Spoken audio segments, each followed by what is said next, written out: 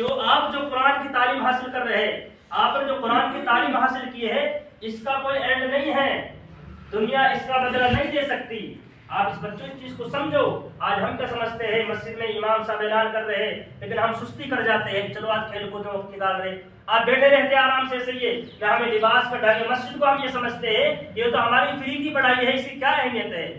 اس کی کیا اہمیت ہے۔ اس لیے نہ ہم کبھی وضو کرنے کا سوچتے، نہ اپنے آپ کو بن سور کے اور اچھے کپڑے پہن کے مسجد میں آنے کو ہم ضروری سمجھتے ہیں۔ اور ایک دنیا کی تعلیم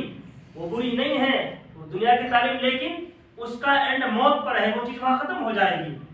اور آپ نے جو قرآن حاصل کی ہے یہ تمہاری زندگی میں بھی تمہیں نفع دے گی، اور مرنے کے بعد میں بھی، قبر کے اندر بھی اور حشر کے اندر بھی، جنت تک پہنچنے تک ہر قدم پر تمہارے ساتھ دینے والی چیزیں ہیں۔ کل تمہارے گھر میں سے کسی کا انتقال ہو گیا، کوئی کروڑ پتی ہے، اگر اس کے پاس میں یہ دین کا علم قرآن نہیں ہے، قرآن اور حدیث کے علم نہیں ہے، وہ کچھ بھی نہیں کر سکتا۔ باپ کے لیے ایک بیٹا ہے، دنیا کی ساری ڈگری ہے لیکن دین نہیں سکھایا ہے، وہ کوئی نفع نہیں پہنچا سکتا مرنے کے بعد۔ لیکن اگر آپ میں سے کسی کے گھر والوں میں سے کوئی گزر گیا، دادی چلی گئی، دادا چلا گیا، باپ چلا گیا، ماں چلی گئی، آپ ایک سورت پڑھ رہے ہیں، اللہ کے سامنے ہاتھ اٹھا کر دعا کر رہے ہیں، اللہ کی قسم اس کی برکت سے جنت جہاں اس میں قبر کے اندر بھی اور حشر کے اندر بھی تمہارا پڑھنا تمہارے مرے ہوئے بزرگوں پہ، تمہارے مرحومین کے لیے وہ ثواب بخشے گا۔ یہ سب سے بڑی چیز یہ ہے۔ اس لیے میرے عزیز طلباء اور بچے اور بچیوں، اس چیز کو اہم سمجھو،